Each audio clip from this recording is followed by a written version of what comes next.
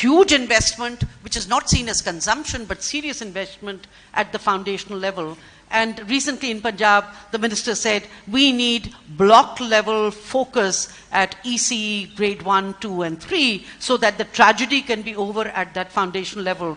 I really go at this point to Amjad Saab and then to Shah Saab, that you have come up with this basic education strategy, and you take a view at a solution.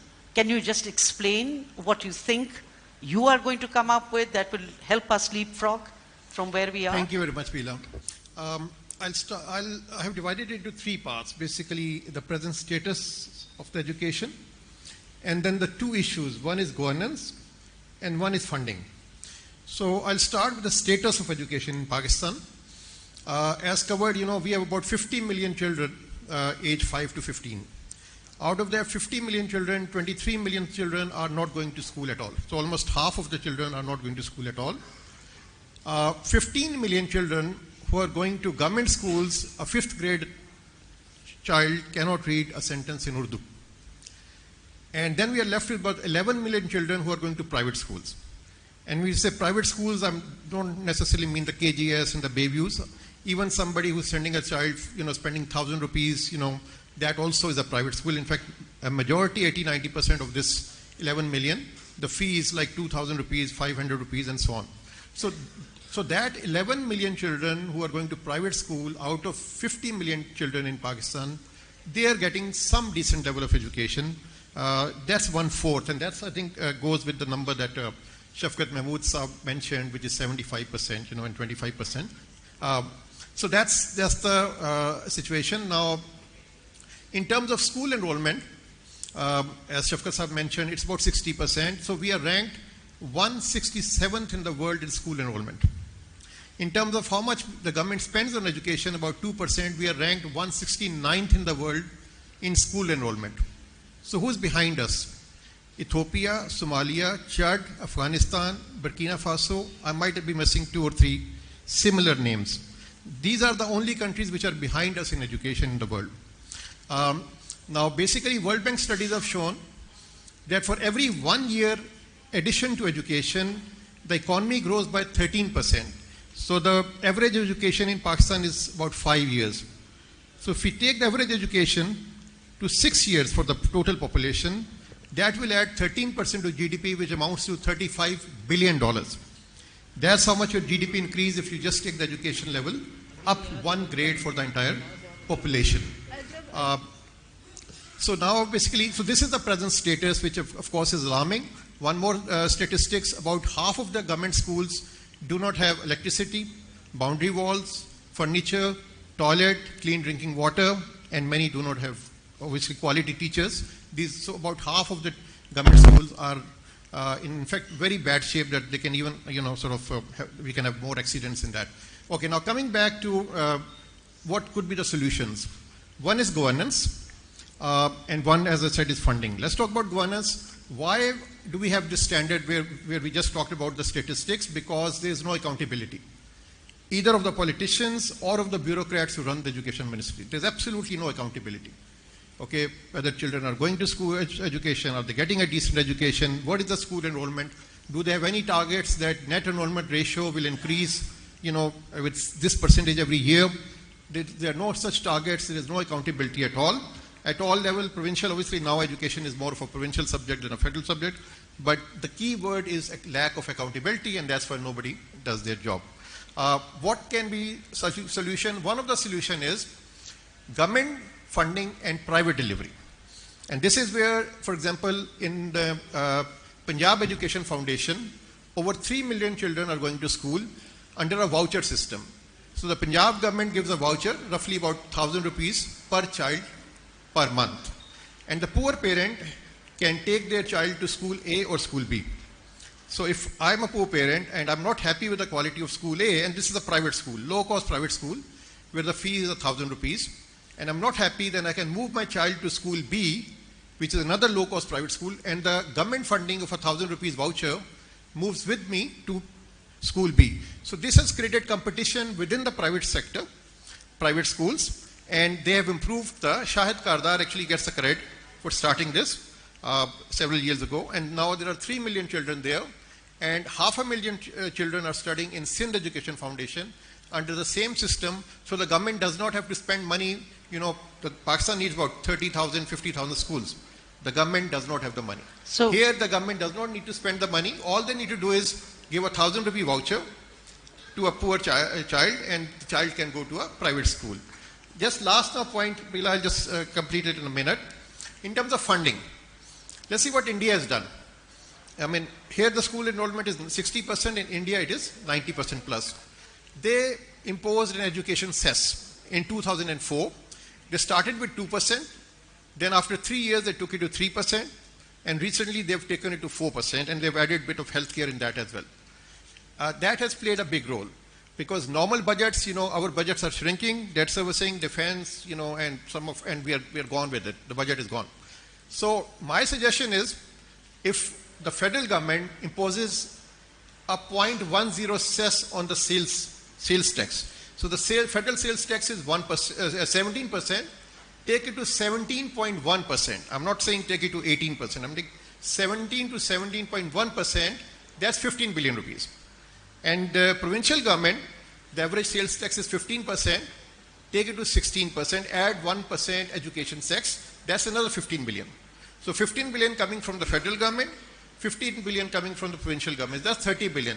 So at 1,000 rupees per child per month, 2.5 million children can start going to school from next year. So, and then gradually it can grow. So I'm done. Thanks. So innovative financing and better governance through public-private partnership. Shah Sahib, a couple of minutes to elaborate a little bit, and then we need to move on.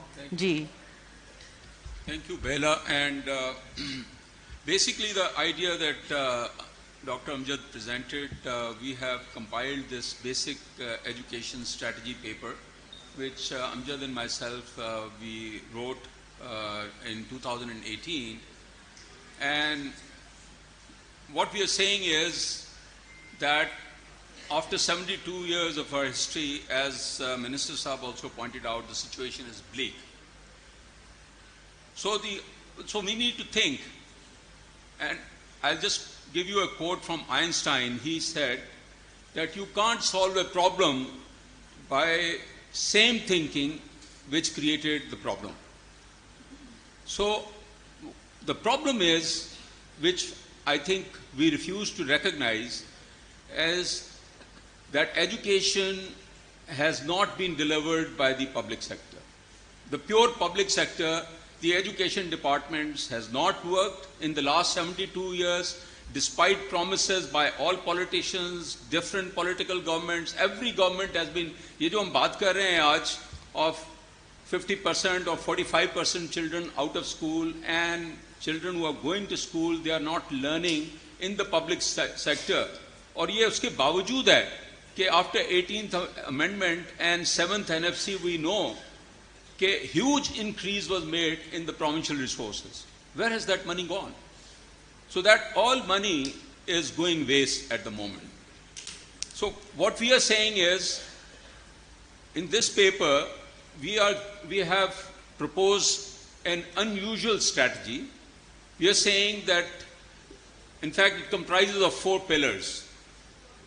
The first one is, we think, और ये सारे politicians कहते रहे हैं कि education emergency है. आपने भी कहा, शफकत महमूद साहब ने भी कहा कि हमारी इमरजेंसी है, बिकॉज हमारा पास्ट तो ख़राब है ही, बट फ्यूचर भी हमारा तबाह हो रहा है. तो उसका सोल्यूशन ये है कि हम वही अगर काम करते रहेंगे जो 70 साल से कर रहे हैं, that is not the solution. We have to do something unusual. तो अनयूजुअल क्या है? एक तो ये है कि we are proposing that there should be a political consensus that we should solve the problem by some causal analysis. कि उन causes को address करें जिसकी वजह से ये problem है.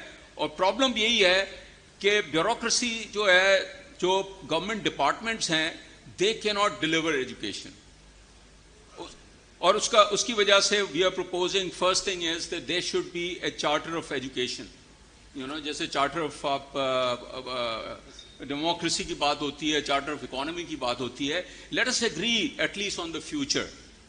Second thing we are proposing is कि every government has been promising कि हम spending बढ़ाएंगे from 2% to 4%. So that should be increased. The third, the most important part, which Amjad pointed out, is that we are proposing कि ये जो education departments है ना, if you want education in education departments को आपको खत्म करना पड़ेगा. Finish these education departments and you will have better outcomes. Very simple solution. You know, you first have to, you cannot improve them. You have to unlearn what you have learned and do a new thing. So what we are suggesting, because आपको मैं example देता हूँ, ये Punjab Education Foundation, Sindh, and we have done this study, by the way, based on the research of Sindh, Punjab and KP, and Bela worked with us, we were working for Sindh Education, Basic Education Program, which I headed on behalf of Deloitte for 4 years, and we did this research for Sindh Education, Punjab Education, and we have a study, I'll just give you an example, Education Department, Government of Sindh में जो cost आती है per child, it's about 3,500 to 4,000 rupees per month. Compared to that, Sindh Education Foundation, 700 or 800 rupees per child. And the same thing is Punjab Education Foundation.